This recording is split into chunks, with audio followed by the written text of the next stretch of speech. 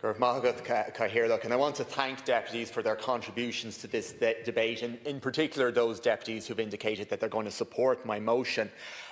In the effort to maybe try and find a bit of common ground among people who disagree, I was delighted to hear Deputy Michael Collins speak about supporting one of his constituents who was trying to move transport vehicles, HGVs, onto a battery source. I'd recommend Deputy Collins look at the zero emissions heavy duty vehicle purchase grant scheme that is in place. In my time as Minister, I had the opportunity to take part in the launch of a number of heavy-duty vehicles being done by ATC, Computer Transport and Logistics. They turned about 5%, about 10% of a very large heavy-duty vehicle fleet to electric vehicles. So it can be done, and delighted to see Deputy Collins is advocating for that in his own constituency. I'm afraid my efforts to find common ground maybe can't extend quite as far as aligning myself with Deputy Danny Healy-Rae's version of history and science. But look, there's only so much we can do on the one day. Minister, I want to thank you for your contribution as well, but I am disappointed that the government is not prepared to accept the motion that the Green Party has put forward, and indeed has tabled a counter-motion that frankly refuses to acknowledge the very real setback in climate action we've seen under this particular government. And I do think there is serious denial in the government benches around the scale of challenges that we face in Ireland, and the attitude is now that you don't have to deal with the Green Party in the cabinet table, the foot can be taken off the pedal.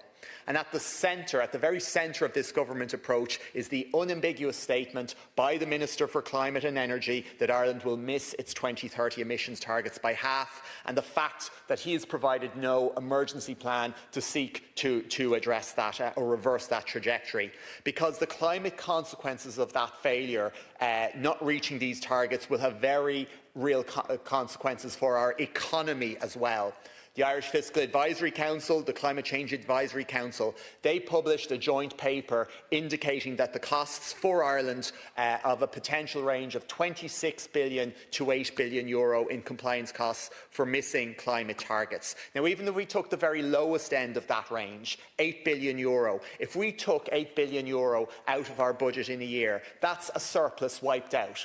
So the comfort we enjoy now in terms of being able to deal with emergencies like COVID, like the Ukraine war, like responding to the Iran war, that is being put at risk by our country's failure and our government's failure to actually take the actions that will avoid these fines. And what is particularly infuriating is that on this issue, the government is waving the white flag 4 years before the target deadlines come in. I don't know any other target set by the government that it would be seen as acceptable for the government to give up 4 years in advance. And what the government needs to do now is rapidly publish a climate action plan, fully align it to the next carbon budget cycle, and set out the additional measures, new measures, extra measures that would actually get Ireland back on track for our 2030 targets.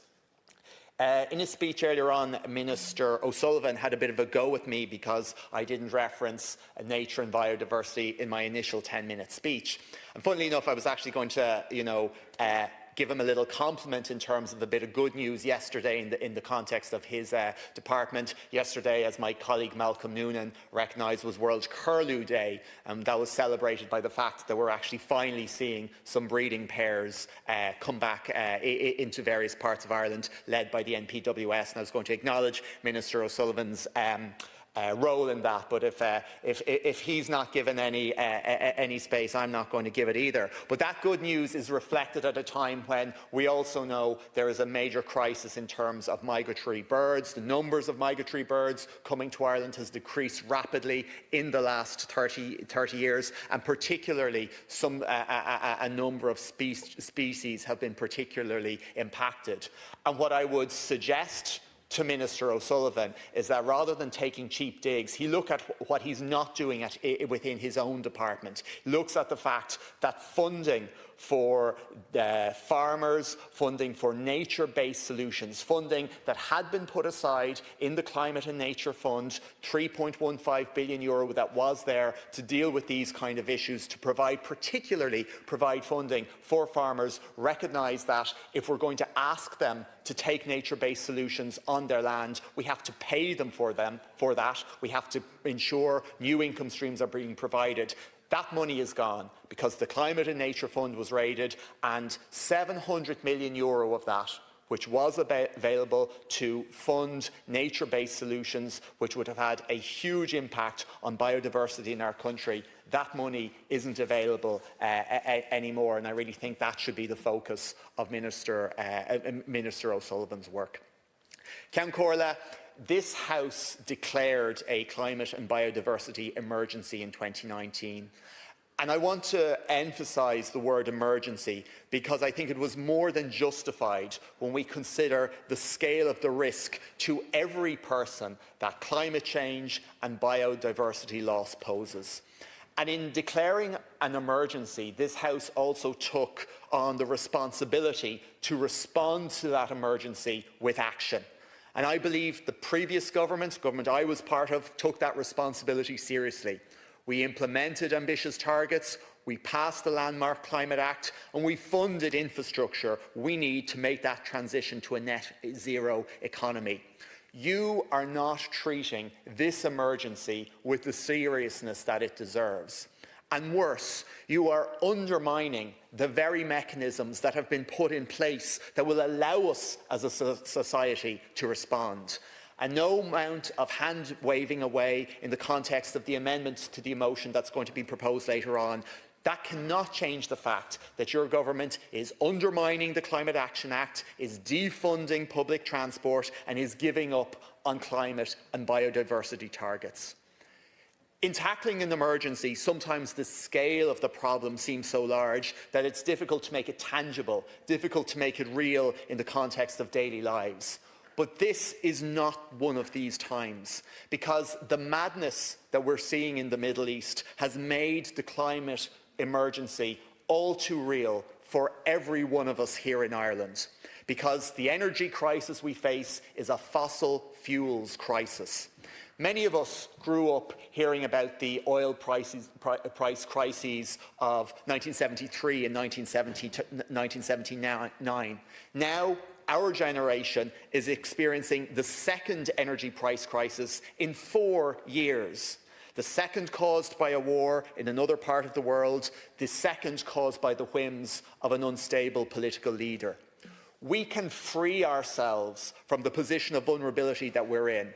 There is only one viable long-term solution to avoid these energy shocks, and that is for Ireland to produce its own abundant renewable energy on our own terms. But there's a lack of urgency, there's a lack of determination to address these challenges at pace by this government. And this lack of belief is translated into a failure to be able to convincingly make the case for this transition to the Irish people. And now, too often, we see the opposite. We see an effort to scapegoat climate action for wider difficulties in the delivery of infrastructure. But the message I want to conclude on today is that change in how we power our economy and our society, that change can happen. Our European partners have shown that it can be delivered, and it can be delivered at speed, and the benefits that accrue to the populations of those countries. This evening, the Green Party will join with other political parties and with civil society groups outside the gates of Leinster House to remind the government who seek to vote this motion down that Ireland needs real climate action. Ceann Comhairle, the energy crisis is a consequence of the climate emergency. It's time for the government to act. Let us establish our energy independence. Let us protect Irish households from high fuel bills into the future, and let us take that huge step towards meeting our climate and biodiversity targets. Thank you.